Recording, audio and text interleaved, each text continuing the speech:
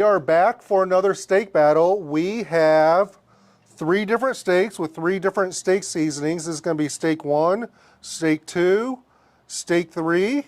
And what we're going to do is we're just going to try out each steak, and then you just decide which one you like. So let's go ahead and dive into steak 1 here. All right.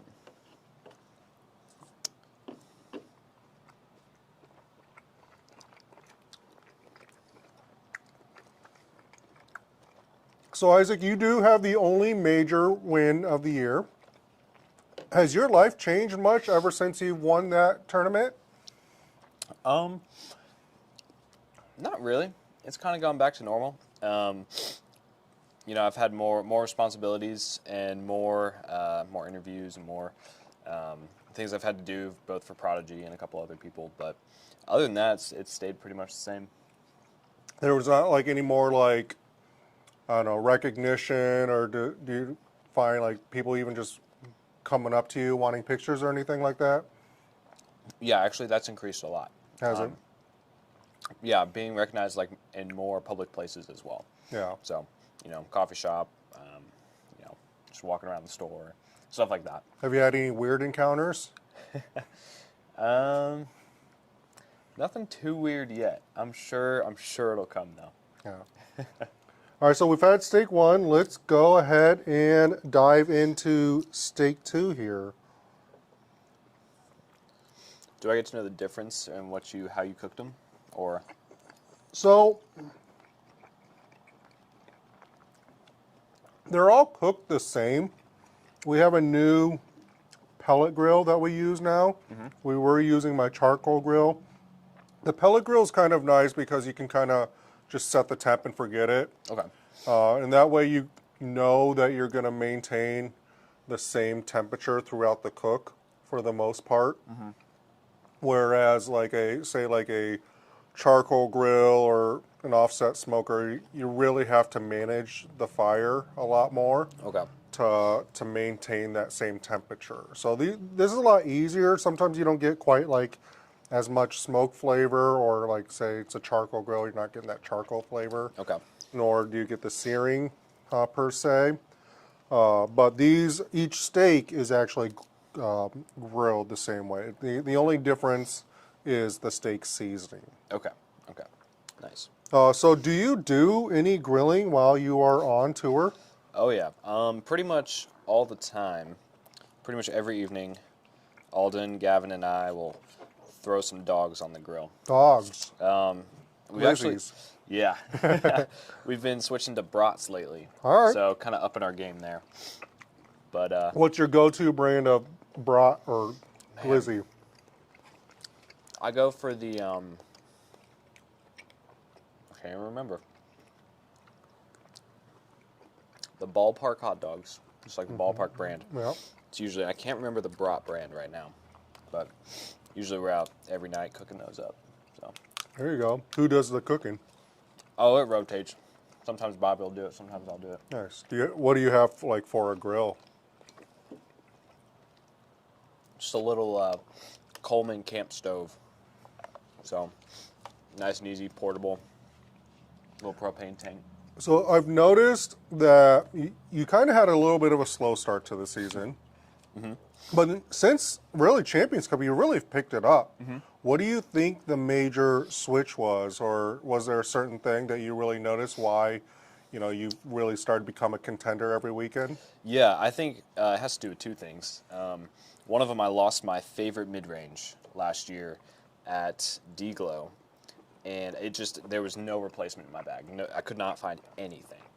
And about sometime in April, some guy texted me randomly and said he had found it. Oh, nice. So like 6 months later, he got me my favorite disc back. And that was kind of where the season kind of started to go well.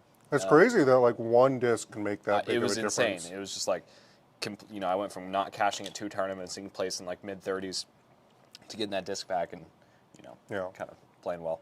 And then also just like committing to the practice. I was being kind of lazy at the start, and then just committed to practicing and throwing in the field and putting and got it back. Yeah. So. All right, so we've had the first 2. Let's go ahead and dive into the third one. Feel free to wash the palette down there. So back to your major championship, was that like the biggest high you've ever had in winning a tournament? And like, do you feel yourself like seeking that feeling again? Absolutely. Yeah, definitely the biggest high probably I've ever felt, just above and beyond anything that has happened so far. How long of a like kind of like daydream feeling was it? Oh, solid like 2 weeks afterwards, Yeah. probably. Yeah. Just thinking about it and being like, oh, wait, that happened. And just getting that exciting feeling. How scared were you that like Silas was gonna come terrified. back? Were you? Yeah. I've told people, I was going to be the guy that choked a 10-stroke lead, and I was ready to go down in the history books as, the guy who blew it. So when you saw him starting to put on the pressure, how were you able to kind of focus in and like get back on track to be like, all right, I'm taking this tournament down? Yeah, I think, I wasn't playing as good as I had the past 3 rounds, and just like not bogeying and having my dad there to kind of just vent after like every bad shot. I'm just go to him and be like, Dad, this sucks. Like, I hate this. This is, I'm gonna lose. And I'm freaking out. And he just kind of talked me back to the moment, talked me back to reality. I was just like, look, dude, you're not gonna blow it. You're gonna just calm down. So having my dad there, I don't think I could have done it without him. Yeah. So having a good caddy really makes a big difference as to like just your comfortability, just your, I don't know if that's a word, but just kind of relaxes you, Composure. familiarity. I kind of find it the same way. Like when I'm playing and I do got a buddy with me, like it kind of keeps me out of my own head. Where like if I have a bad shot or whatever, I can kind of just go vent to that person or whatever, and they got your back or whatnot. Versus like you just get stuck, Yeah. doing whatever you're doing, and usually a lot of times it's hard to get out of that. So like Oh, yeah. when you are Oh, yeah. playing bad and you are kind of by yourself, how do you kind of find a way to get out of that mindset? When I'm by myself, it's a little harder. It's more of like an internal battle as opposed to, being able to vent to somebody and have them, talk you back. So I'll just do my best to forget it, clear my mind, and just focus on the shot that I need to execute in the moment, and just focus on the next hole. So yeah. So one last thing I've also noticed you're a very quick putter. And I'm sure you've talked about it plenty of times on other podcasts. But do you ever like find that like if you got up and putted too fast? Like for me, I've tried your style of just getting up and putting because putting typically is not my strongest suit. And I find like if I don't give myself the full reps and routines, like I'm more mad at myself even if I miss that putt versus if I get up and just putt. What is it about just getting up and putting really quick do you like? Yeah, I think for me, it just, you don't think about it as much. I'm kind of checking the things that I need to see, so the wind, the elevation, and what other people are doing, and not letting the pressure get to me. But there are times where I've putt too fast, and I know that I putt too fast. And the best rounds that I have when I'm putting is like when I have a very rhythmic kind of, not taking too long, but feeling comfortable and feeling like I'm focused and not putting too quick.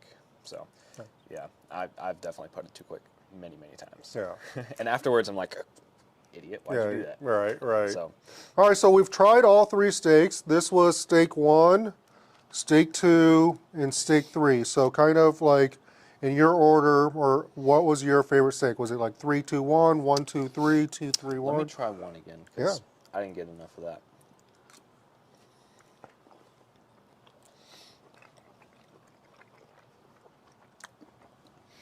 I think number 1, my favorite. I think number 3 is second, and then number 2 would be third favorite. So it's been a while since I've had all these. I actually think all 3 of these steak seasonings are very similar, in my opinion. Okay. in terms of like flavor profile. So your favorite steak seasoning number one was the Weber Grill Steak and Chop. You can pretty much get this anywhere, almost any grocery store. Okay. It's a pretty good steak seasoning. I do like this on pretty much everything. It is kind of a little bit, kind of on the sweeter side, I've noticed. Steak seasoning number three, your second favorite, was the Chicago style steak and chop. Okay. So again, a very similar type steak seasoning. And then your least favorite, which is my personal favorite, it's the one that I have on every steak battle. Okay. This is actually the second time in a row. We just had Albert Tam on. It was also his least favorite steak seasoning. Okay. But this is the Excalibur Ultimate Steak and Roast Rub. Most people do choose this as their favorite steak seasoning. That's kind of how this whole video series got started. Was I knew this was my favorite. I was just curious if it was also other people's favorite. But twice in a row now, we've had two people that didn't like this. Or I wouldn't say didn't like it, but it was their least like least favorite favorite. of all of them. Interesting. It's on a losing So, streak. yeah, which is not very common. Typically, it's actually kind of near the top of there. So anyway, this was Steak Battle, Season 5, Episode 8? Okay. 7, 8? I'm not sure. But tomorrow night, we have Simon Lizotte. We're doing a live steak battle with a live audience, which I've never done before, other than some people here in the studio. That'll be interesting. I think I'm going to try to see if there's some people in the crowd, if they want, to ask him questions or whatnot. That'll be fun. So be on the lookout for that tomorrow night at the Des Moines Challenge, live at Pickard. If we get rained out, we're going to delay it to Sunday. It won't be at Pickard. It'll be here at the shop. Maybe it'll be at Pickard. I don't know. But I'm bringing it all to Pickard. So we'll see you guys tomorrow night. All right. Bye.